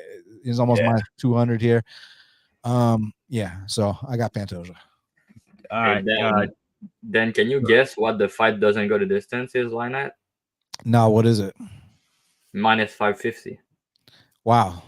So I mean, by default, you got to bet that it goes the distance, right? I mean, I'll be surprised if they go the distance, but dude, I had in my notes, if the fight doesn't go the distance, is around minus 200. I'm gonna hammer it, but then I see minus 550. I'm like, bro, come on. Yeah, but think about this. Like, okay, we expect them to have an all-out war, but who's to say they just can't go out there and have fight of the night, right? Like, okay, let's say they do have a lot of back takes, but this time he can't get the finish. And it just becomes, this 5-round war, because that flyweight, not a lot of the fights finish. So, and I'm only talking like this because even though I agree with you, and I think you're under 2.5 probably does cash, we're talking about, you just told me it was plus 375 for okay, plus 375. So just on principle, I wouldn't mind a little, a little 1-unit shot. Because you just never know, man. Like, couldn't you see, like, both guys are durable as hell. It could just be a 5-round war. I'm gonna tell you something, and you're gonna love it. Like, I just listened to Royval interview. I don't know if you've listened to it, but he's talking about he wants to be a calculated killer. He said that you don't want to rush the finish. He said that sometimes you do too many mistakes in his fight. You want still to push a pace and push and go out there and go have a good performance. But he said he's aiming for a masterclass. He wants to capitalize on Pantoja mistakes. I think that was good for him, and I heard a lot of maturity in his interview. To be honest, like, he's at Factory X for a long time. He said that with his coaches after the Pantoja fight, he said that he didn't think anyone could submit him. You don't think anyone could out scramble him on the mat. Like, he's very good at it. But like when Pantoja did this to him, he did go back to the wall, and he was like, I need to fix some stuff, So I think that's good to hear. And after that, like the Nicolau knockout was insane. Like the knee with the shot at the same time, that was beautiful. Yeah, I also bet Pantoja in his last fight against Moreno. People were talking about him gassing, not being able to go 5 rounds. But Pantoja does slow down after the first round. That's true. But he does push through it. He has that heart. He has that dog in him. He's not going to quit on himself. So he has that cardio burst, if you know what I mean. Like, he's going to have some burst of cardio, and he's going to be able to push through it. So he doesn't have the best cardio, but he doesn't quit when he gas. So that's good to see. And yeah, I think that Wevel can push pace. That's like, remember the first fight they had? I'm a big believer in rematches tend to go different. I use this strategy a lot. And Pantoja submit him the first time, right? So just based on that, I personally don't think the same outcome is gonna happen. So I give you one more for the fight go the distance. So it's confirmed that plus 375 is gonna cash. Because I don't think Wevel is gonna submit him. Just because Pantoja BJJ is elite, probably one of the best in the UFC. So yeah, I don't think a sub is gonna be there. I personally think it's gonna end by knockout this time. But yeah, I give you more path for the decision based on my breakdown. But yeah, I think that Wevel pace will be too much for him. I think he's gonna advance to the body a lot, and yeah, he has power. And he was kind of breaking Pantoja the first fight, right? Like, that was not looking good for Pantoja. But then he find a way. Like, he is the type of guy that's gonna find a way to win. So that's something that not all the fighters have. and the back takes, he's very good. If he's on the neck, like, you're gonna tap. So I actually think that Huevo's gonna get this one. I think we're gonna get a new champion. I completely changed my mind. I had this conversation with Key. He told me that that's funny because he told me that he was kind of leaning Huevo pre-tape, and I told him I was liking Pantoja, And then we both switch side. We both switch side. I bet Huevo plus 160. You touched the nail, Dan. Like, when you have a guy like him, maybe that's the day that he's gonna just, like, I think with Huevo you have a lot of volatility in his fights. Like, he put himself and his opponent in a lot of danger, and this alone bring the plus 160 very intriguing. Maybe he can get finished again, that's possible, but you know that he's gonna fight, and you know that he's gonna fight for your money, right? So just based on that, the high volatility, the finishing upside that he has, he wants to be the champion. Like, Pantoja is the champ now. He has done, maybe the motivation is not as high anymore. We don't really know these type of things, right? So I think it's still as high. Cody Durden said that the guy's a fucking monster in the gym. Like I mean, probably, like, I think it is for a guy like him. I think it is because he's like a hard worker. You can see that. I talked about his cardio earlier, right? But, like, you can see the dude's in very good shape. You can see that he's training hard. Like, even if he gas, he still can push through it because his body's ready for that. So I don't think he's this type of guy that just gonna lose everything because he won the belt. But maybe Huevo is more motivated. That's what I'm saying. We don't really know these type of things. He didn't have the belt yet. He won that belt. That's his moment. And I think he's gonna win this fight. I also bet the under 2.5 though. I got the early line minus 115. Yeah, that was just like violence fight minus 115. I think that was the opener. Yeah, I just had to take that. But yeah, if we will win a decision, I'm gonna profit then. So I'll be happy if it does, if you bet the fight go the distance, So yeah, appreciate you letting me know about that. Key, you got anything different here? Because like Dravy said, you sounds like you flipped. I went into tapes the opposite too. I was thinking Royval, and then I watched tapes and switched to Pantoja. I've also watched the embedded and watched him doing muscle ups and throwing himself up over the bar and then catching himself, then doing 2 pull-ups and then doing muscle ups again. So I was like, all right, this people talk about, you get the belt and all of a sudden you give up in the gym and you stop working as hard. That's not Pantoja, bro. Maybe our American champs think that way, but these other guys, they think different. So I think that's where I'm going to stand. I think Pantoja wins. What do you think, Kate? Yeah, Royval plus 200 or more. I saw some people sniped a plus 200 line. I think that's a beautiful line for Royval. I mean, I'm very much a Raw Dog fan. And I went into tapes sort of thinking, Pause. yeah, but nah, I went into tapes thinking that I was definitely going to be on the Royval side. And watching back the Pantoja Moreno last fight in July without my Moreno fan bias involved. Banger, man. Yeah, I mean, just an absolute war, just a beautiful fight. I hope that it ages correctly and people continue to go back to that fight and give us its due. But I played Pantoja over fantasy score on Prize Picks. That's a huge app that I'm on. I pretty much get around minus 130 odds on him pretty much just winning, honestly. In a 5-rounder, he's definitely going to go over that score. But on books, I don't prefer minus 190, minus 200 range. I don't like that. But I had no problem taking that on Prize Picks. Just number one, due to value. And I also think that he gets him again. Royval isn't a guy that's going to magically tie up all of his technical holes. I think that he's going to fight the same way that he always does. And I don't think that you can change what got you to the dance, honestly. So I hope that Pantoja gets it done, but I definitely wouldn't be mad to see Royval get his moment here. No, I think the fans win with this fight regardless, no matter how Don't it goes. you think he was more patient his last time out against Nicolau? I think he was fighting smarter. Don't you think? I think so, but I don't think that we're going to see this measured. I've seen some people talk about like he's going to come out with this super measured, slower approach. I think that he's Yeah, I also don't think so. I think you can put it in between. He's not going to be a completely different fighter, but maybe more a calculated killer. I love that. Yeah, probably. Hearing that fight goes a distance line is making me think about it too now. Plus 375 is crazy. All right, the main event is one we've all been waiting for: Leon Edwards versus Colby Covington. Colby Covington 17-3, Leon Edwards 21-3. Colby Covington is now, Leon Edwards is now anywhere from minus 175 to minus 150. Colby Covington's anywhere from plus 145 to plus 130. I personally played Colby Covington money line. The reason I did that is because you go back and watch Leon Edwards' past two fights. He definitely beat Usman worse the last fight. The first fight, we all know, the head kick heard around the world where, he was losing for 24 minutes and 40 seconds and then lands the head kick and wins.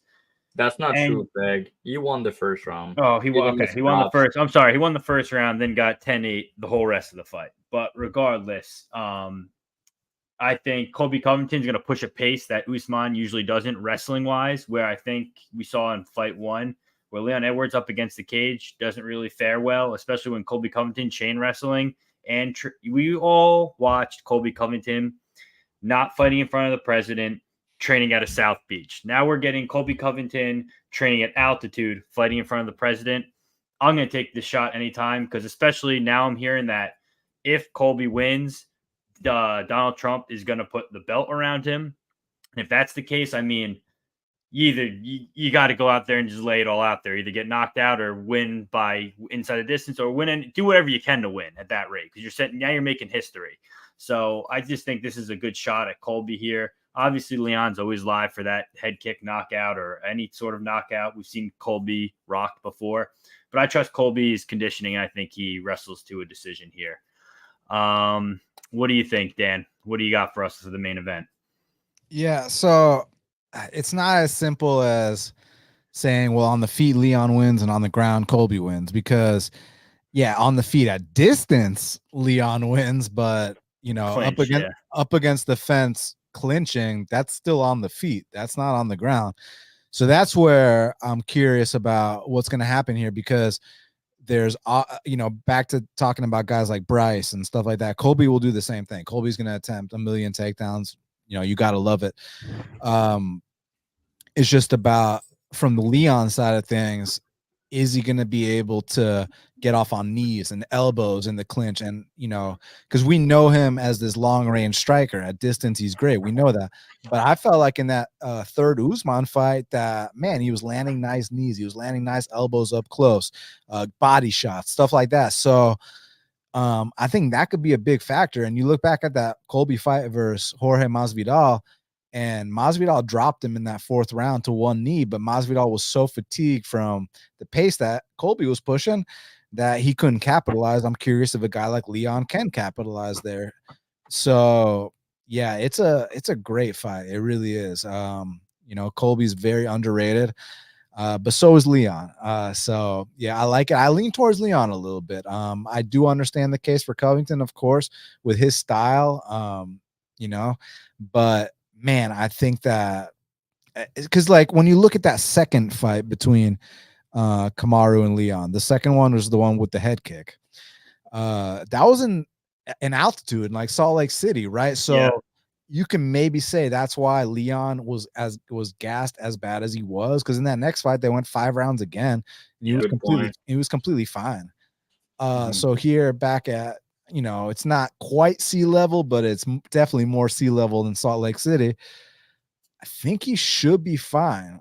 So yeah, I'm gonna go with Leon, but I think it really comes down to what happens up close in the clinch. Like, is Leon gonna be able to get off on knees and elbows, or is Colby really gonna just wear him down and then eventually, like, kind of slow cook him a little bit? Yeah. But my pick is Leon. And gentlemen, I unfortunately do have to leave now.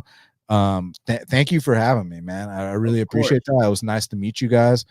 And yeah, man, good luck this weekend. Hope you all cash your man. You too. And just quickly before you jump off, BTL parlay. If you had to pick one leg to add to it, what do you think it would be? I'll go with Bryce. Bryce Mitchell. All right, cool. Yeah. Bryce Mitchell. All right. Bryce So we'll Mitchell. add you to the graphic too. So when we send it out, I'll tag you in it. All right. Thanks for joining us, man. We appreciate it. Did one of y'all already pick Bryce? You good? You good? You're good. You got it. Yeah. you're We didn't good. even go yet. We're gonna go after you, so we'll build it around you. Oh, okay. Yeah, Great. you have the first pick. Then we're gonna DM you the final parlay. So if you want to tell it, but yeah, thanks for coming again. If you want to plug your stuff, you can go ahead. But yeah, that's gonna be a good card, bro. I wish you the best. And if you hit that fight go the distance, I hope you cash it, but I hope we all win, so we both cash. Yeah, absolutely. Well, again, nice to meet you guys. Thank you to everyone that tuned in. My show, Half the Battle, is available anywhere podcasts are found and YouTube, and Best Fight Picks on Twitter. Thank you guys. You got it, Dan. Thanks again. Take care. His show is great too, guys. I listen to it every Wednesday usually. I like checking it out. He breaks down the fights great. I'm a huge fan of that. Did we go over? So Dan just went. Where were we? We're with Colby and Leon. Anyone think anything different? I think aren't we all on Colby? I think. Yeah. He forgot he was taking. Dan forgot to say he was taking a knee for the first responders. That's what he was doing. He wasn't rocked or anything. That's if everyone remembers correctly. I think that this is a Colby spot here. I think that Colby's going to walk his ass down over 5 rounds. Leon looks good at his pace. I think that's a common factor in his fights. Leon looks great at his pace. Whenever Usman didn't want to fall in love with his jab and his hands so much, and he dirty boxed a little bit more and was more relentless with his wrestling like he was in the second fight, we saw, and yeah, it was at altitude, so I think that also gassed him. But I also think that Leon just doesn't have the best gas tank, period. He looks good whenever the fight is on his terms. Whenever he's able to move laterally, I think he threw like 53 leg kicks or something against Usman. We knew that'd be a game plan going in, especially with Usman having absolutely no knees left. But I think that this is a Colby spot. I think that Colby's going to press him. I think that Colby's going to dirty box. I think he's going to put him up against a clinch. I don't expect Colby to have as much top time like he did versus Masvidal and threaten some of those rear naked chokes. But I also think that Leon can't keep up with that pace over 5 rounds. So I think that Leon better get him out of there kind of early or do serious damage early, or I think that it's going to get very, very dark for him in rounds 3, 4, and 5. For sure. I think so too. I think he drags him to deep water and drowns him. Drav, you got anything different or a different type of breakdown? Yeah, we're on the same page for this one. The pace of Colby is something that's gonna get to Leon, but also just like the press conference is gonna be a big mental aspect for Leon. I think Colby can get in his head. I know that's some narrative, but I think he can get to his head, and also think that he can break a guy like Leon. Yeah, so I think he's gonna outpace him, and I think he's gonna break him mentally. Leon broke mentally in both of the first Usman fight, by the way. But then his coaches has to pull him back into the fight, and then he found the finish. But he's someone that you can broke into the fight with eye pace, with eye wrestling. He doesn't like that. He has improved his takedown defense, his get up game. You can clearly see his improvement. But we also have to consider that going into the trilogy, Usman was hurt to he was hurt going into the fight. That's what people said. That's what I think even Usman said himself. I mean, his knees are always like not the best, but he was kind of hard going into this fight, which is not a good look. Quick turnaround for him after the KO. He was a bit tentative, and Colby, the Usman that fought Colby was like prime Usman, but you can see after the knockout that he's not like the same fighter. He doesn't have the same confidence. And yeah, I think Colby and Leon are both low-key a little bit shitty. I'll say that. Even Colby now, I think he's getting rocked way more than he used to. But I think Leon is also chinny. People don't believe that, but just go watch Brian Barberina knock him down, and some of these fights where he gets hurt or knocked down. Nate Diaz hurting him bad on the feet and then choking the fight bad because he wants to have fun. But yeah, I think you remember when Colby was like spamming, Masvidal was against the fence and Colby was spamming combination, kind of hurting him or like a little bit. Like Usman had this same moment against Edwards when he was against the fence, and like the commentary was like, "Oh, Edwards covering her up. He's covering her up." I think Colby's gonna have a lot of success with that, backing him up against the fence, combination, takedown, takedown, takedown, takedown, and he's gonna just wear on him. He's gonna wear on him. He's gonna break him mentally, and he has like one of the best cardio in the UFC. And Edwards can slow down.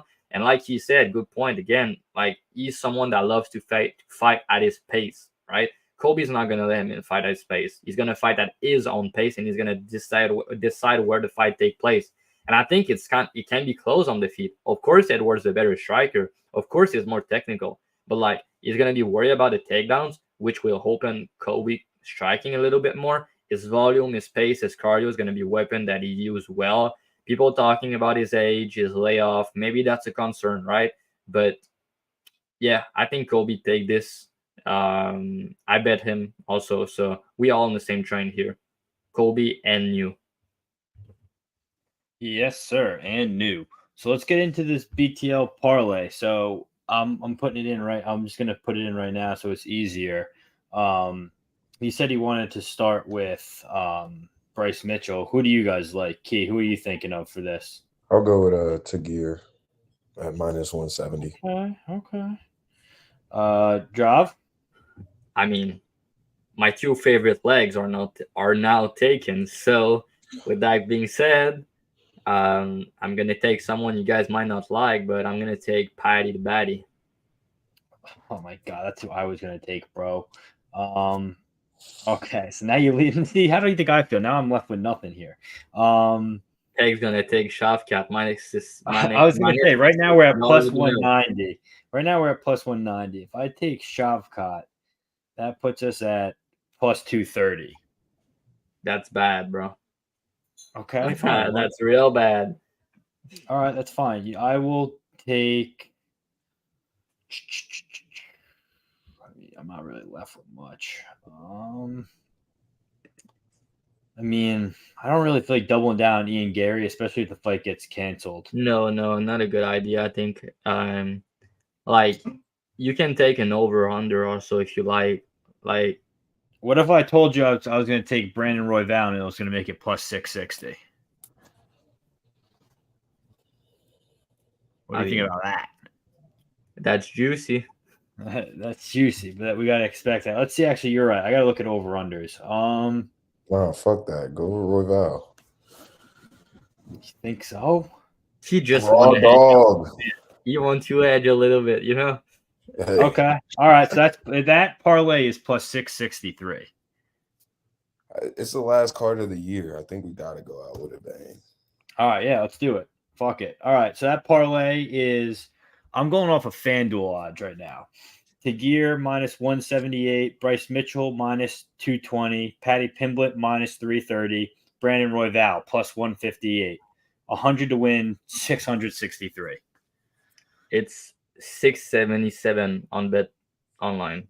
Okay, so on Bet Online, it could be 677. If you take it on FanDuel, it'll be 663. So personally, I'm gonna take it on Pinnacle. It's plus 709, plus 709.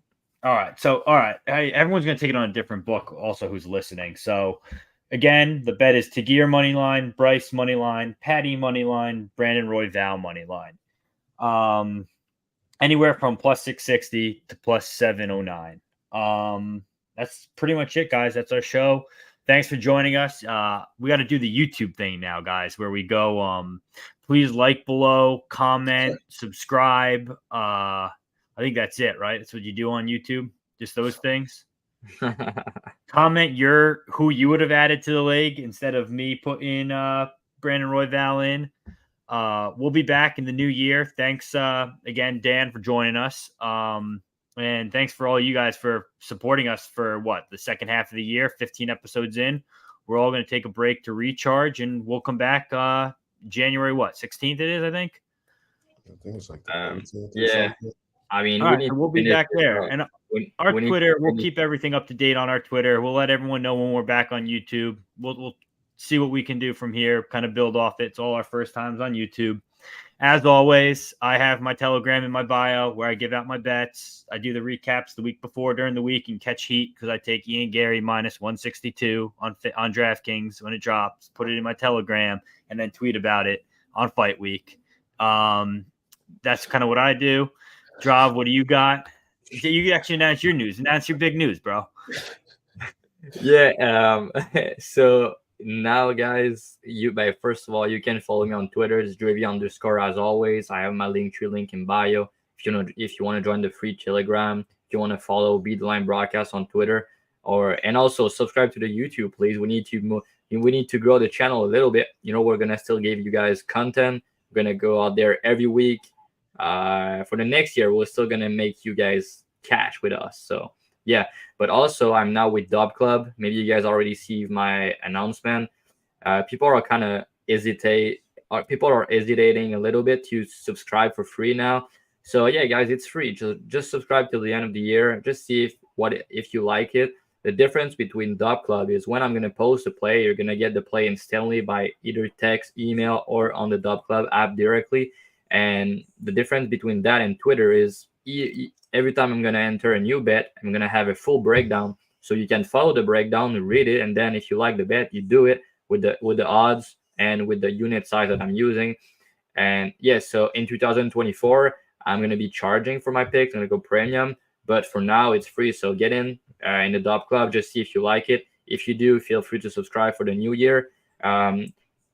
I want to finish the year up more than 100 unit. I'm proud to say that I did it this year, but I have a card left. I'm at plus 102 units this year in 2023. I still have this card to end up in plus 100 units. So I just want to end this up with a bang. And yeah, we're gonna keep the momentum going into 2024 with the boys as always. So yeah. Yeah. Go ahead, Key. Break it down. Key3Picks.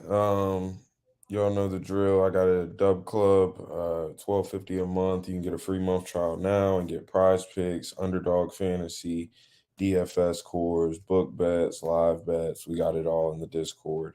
Bunch of smart minds in the community, a bunch of people throwing ideas off of each other, and just overall cool ass community. So use that free month trial in my bio. And get access now to all of my bets and plays and write-ups, and come cash out with us the end of this year. All right, guys, that's the show. Normally I do that annoying thing where I play music at the end of the show, but I don't think I'm going to do it for our first YouTube show because who knows how it's going to sound on this nice mic I got here. So that's the show, guys. Thanks for joining us. Good luck. We're in for a banger of a card. We'll catch you guys soon. Peace. Peace.